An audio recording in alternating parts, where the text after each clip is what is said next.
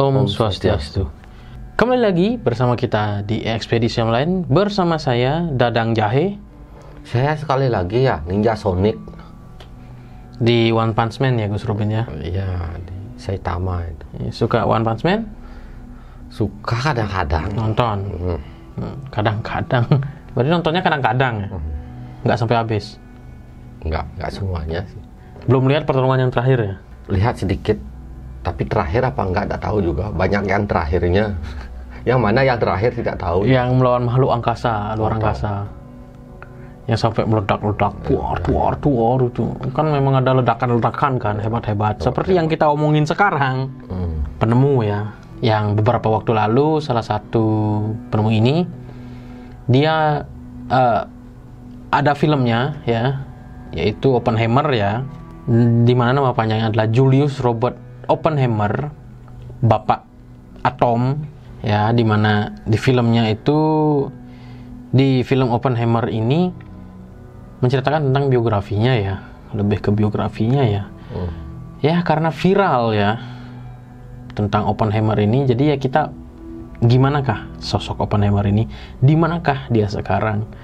Memang kontroversi sosok ini ya. Dan lagi satu, ilmuannya adalah Albert Einstein. Siapa yang kenal Albert Einstein? E sama MC kuadrat ya kan. Bahkan kita sendiri sebenarnya nggak tahu ya apa itu MC kuadrat. Tapi itu ada hubungannya dengan relativitas ya, relativitas massa ya, yang sangat berguna dalam ilmu pengetahuan sebenarnya. Oke, langsung aja. Di manakah sosok Oppenheimer sekarang? Saya tidak berani mengatakan secara pasti, tapi dia berada di tempat yang kurang baik gitu. Iya, memang dari cerita di filmnya ya, dia tidak menyangka bahwa hasil penemuannya ini dijadikan hal yang mengerikan ya, sampai sekarang pun mengerikan. Ya, jadi kalau menemukan sesuatu itu yang berguna gitu. Kalau menurut saya itu nuklir tidak berguna. Tanpa nuklir pun manusia bisa hidup. Iya, betul. Tapi sebenarnya ada positifnya sebenarnya dari nuklir. Contohnya sebagai pembangkit listrik mungkin. Tidak usah. Contohnya ya. Tapi tidak usah pakai nuklir aja, sudah banyak pembangkit listrik. Iya. Contohnya karena memang dari sisi daya ya, dia itu anggap aja kalau misalkan solar gitu ya, untuk pembangkit listrik ya palingan 1 hari gitu kan, misalkan. Tapi kalau nuklir itu bisa puluhan tahun perbandingan dengan 1 liter solar dengan 1 liter nuklir gitulah anggapannya ya, bisa sampai puluhan tahun itu yang nuklir. Ya memang sih, tapi lebih berbahaya. Lebih berbahaya. Memang lebih panjang tapi ya berbahaya. Ada bayarannya ya. Meledak sekali hancur satu kota itu satu. Iya. Dan itu pernah terjadi di mana, daerah Ukraina ya. Bisa satu negara kan. Jadi memang tempatnya kurang baik ya sebenarnya. Karena hasil penelitiannya itu, penemuannya itu dijadikan hal yang kurang baik ya. Bahkan saya ingin tuh kalau bisa tuh lenyapkan aja yang main nukliran apapun itu tidak akan bagus. Tak ada gunanya nuklir. Iya.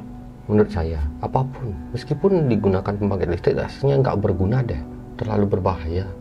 Berguna tapi terlalu berbahaya. Ya, lebih baik jangan, menurut saya. Ya, dan bahkan dalam biografinya si Oppenheimer ya, pada masa-masa akhir hidupnya, dia diwawancara dan pernah berkata, dia baru sadar ya, sekarang saya adalah kematian, penghancur dunia.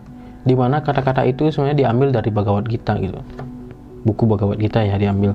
Dimana sebenarnya arti di bukunya sendiri tidak seperti itu gitu, tidak seperti yang kita bayangkan.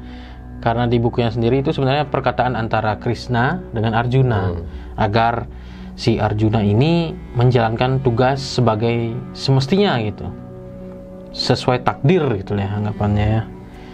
Hingga Krishna pun berkata seperti itu gitu. Ya bisa dilihat, mungkin bisa dibaca di Bhagavad Gita percakapan lengkapnya. Karena si Oppenheimer kan cuma ngambil seculnya doang ya. Dan dia baru menyadari dengan apa yang dia perbuat. Ya menyesal ya. Pada akhirnya dia menyesal.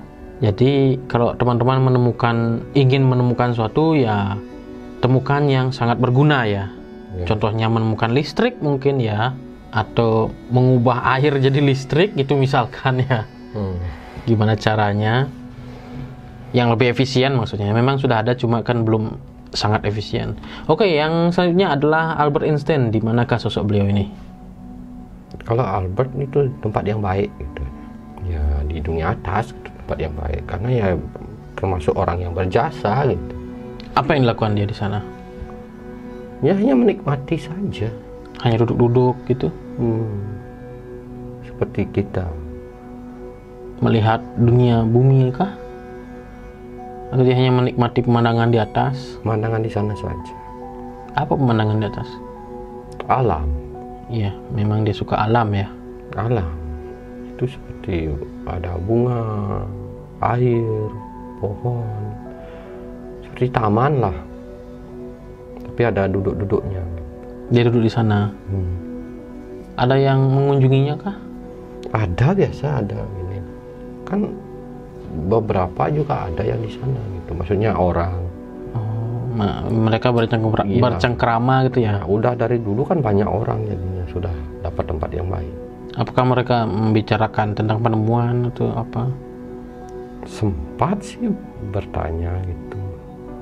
Si Einstein ini sebenarnya orangnya ini kepercayaan pada alam dan kepercayaan pada Tuhan itu ada yang kuat orangnya. Meskipun dia tidak kelihatan, tapi dia lebih percaya gitu. Dia percaya Tuhan ya? Iya, dia bahkan percaya adanya dia percaya makan adanya, meskipun dia orang pintar, tapi adanya energi di alam lain dulu. Dia sampai percaya itu orangnya. Saat masa hidupnya. Tapi dia tidak memperlihatkan. Dia kepercayaan kepada Tuhan dan alam itu kuat tuh, karena dia belum bisa buktikan, bahkan sampai sekarang tidak bisa dibuktikan Tuhan, tapi dia percaya ada suatu pencipta. Katanya dulu dia percaya ada pencipta sebelum diciptakan makhluk diciptakan, itu dia percaya ada sebuah energi yang menciptakan makhluk tuh, meskipun dia tidak tahu itu Tuhan atau bukan. Dan energi alam dia percaya sekali, ada energi di alam, energi misterius di alam yang bisa membangkitkan alam gitu. Makanya dia mau lebih mempelajari alam sebenarnya, meskipun kebagian kimia, tapi alam juga dia pelajari. Ya kimia kan alam juga kan ya, reaksi kimia kan alam juga. Dia mempelajari alam sebenarnya. Bukan kimia, fisika dia ya. Fisika, ya. Ya, fisika alam. Fisika itu campuran kimia dan biologi. Sebab akibat itu dia tahu. Ya. Orang yang mempelajari sebab akibat. Ya. Lalu apakah dia melihat penemuan modern? Sebenarnya dia bisa, tapi tidak tahu bagaimana. Ya, maksudnya karena bentuknya aja. Apakah dia membicarakan tentang penemuan modern seperti sekarang ini? Apakah dia juga mengikuti? Tidak sih. Tidak seterusnya ada laporan. Cuma sempat bertanya, ya dijawab oleh penjaganya di sana. Sudah ada ini di dunia. Dan dia sempat berkata katanya, sedikit lagi manusia akan punah. Kalian mengerti kan itu? Ada alasan kenapa si Einstein ini tidak menciptakan penghancur yang sebenarnya. Sebenarnya dia dulu ada keinginan membuat suatu gravitasi, energi gravitasi yang bisa melenyapkan, menarik, melenyapkan dan menghancurkan secara instan tanpa sisa. Itu kebagian elektromagnetik, dan itu berlangsung sangat lama. Semakin kuat, semakin kuat, semakin kuat, semakin kuat, semakin besar. Seperti black hole. Itu tidak akan dia buat karena dia tahu dampaknya gitu. Dia mempelajari hukum sebab akibat. Dia percaya jika seperti ini bagaimana akan. Dia mempercayai adanya sebab akibat. Kita berbuat seperti ini akan seperti ini. Kalau kita lempar ke atas pasti jatuhnya ke bawah. Kalau tidak ada gravitasi. Kalau ada gravitasi, iya, itu ada penyebabnya, sebab dan akibat. Akibatnya dia jatuh. Dia mempelajari sebab akibat sebenarnya awalnya. kok bisa gini, kok bisa gini, kok bisa gini. Tuh. Terus dia mempelajari energi alam. Energi yang paling terlarang itulah elektromagnetik. Listrik? Bukan. Ada yang mirip listrik sih, cuman apa dibilangnya? Gelombang, lebih tepatnya tekanan, kumpulan massa gitu. Oh ya, massa itu ya seperti black hole ya, lubang hitam jadinya. Jangan pernah seperti itu senjata kiamat salah satunya, tapi mudah-mudahan nggak akan ditemukan sampai kapan. Dan menurut Einstein itu bisa dibuat. Bisa. Jangan sampai kita menemukan itu ya, biarkan Einstein saja yang menemukannya ya. Kan itu ya, bumi itu air aja nggak ada ya. Tapi apakah sebenarnya kelahiran Einstein ini adalah kelahiran yang khusus?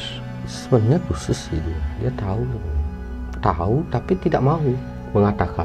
Orangnya ini termasuk pendiam loh, tidak gampang untuk diajak berteman. Tidak sembarang orang yang mau diajak berteman, dan dia tidak mau diperintah. Aslinya orang dia sulit diperintah kalau bukan maunya dia. Kalau tidak salah, Einstein ini kan kelahiran Jerman ya. Diungsikan ke Amerika gitu kalau tidak salah ya. Kalau salah ya mohon dikoreksi ya. Itu ya salah satu kelahiran yang istimewa mungkin ya Gus Robin ya. Einstein ini. Tapi dia tidak mau. Dia tidak bisa diatur orangnya. Dari kecil tidak bisa diatur. Kalau bukan kehendaknya mau ya mau, kalau enggak. Dia sebenarnya orang yang benar-benar cinta alam. Makanya kalau dia mau membuat sesuatu penghancur, dia tidak mau. Dipaksa pun tidak akan mau. Kalau untuk membantu manusia, intinya dia akan membuat yang berguna begitu, dan tidak akan mau menghancurkan manusia. Karena tahu dia akan akibatnya seperti apa. Tuh, ini orang-orang bukan sebuah penemu saja, sebuah penemu aja. Si Einstein, tapi dia itu belajar, dia takut ya, nggak kayak Oppenheimer ya. Akibatnya dia baru ketahui setelah terjadi ya. Mungkin ada beberapa ilmuwan yang memang memahami hal tersebut ya. Oke, sekian aja ya mungkin Gus Robin ya. Tulis komentar teman-teman, ilmuwan terkenal siapa lagi yang ingin teman-teman ketahui posisinya sekarang secara gaib ya. Jangan lupa di-share, subscribe, like, dan tonton video-video kita yang lainnya. Jangan lupa juga untuk menghidupkan lonceng teman-teman agar ketika kita ada live, ada notifikasinya. Dan ketika ada video baru, ada notifikasinya juga. Kami pamit undur diri. Saya, siapa tadi ya? Bambang Jahe ya mungkin ya? Ya, saya Gus Robin, Galaksian, Planet, Venus, Zodiac, Times, Zone, Water, Take a bath. Lanjut terus ya. Kalau dilanjutin ya lanjut terus. Sleeping, Dream, Beauty. Ya sudah itu. Sudah itu aja. Sampai jumpa di video selanjutnya. Pramo Santi. Om Santi Santi Santi Om. See ya.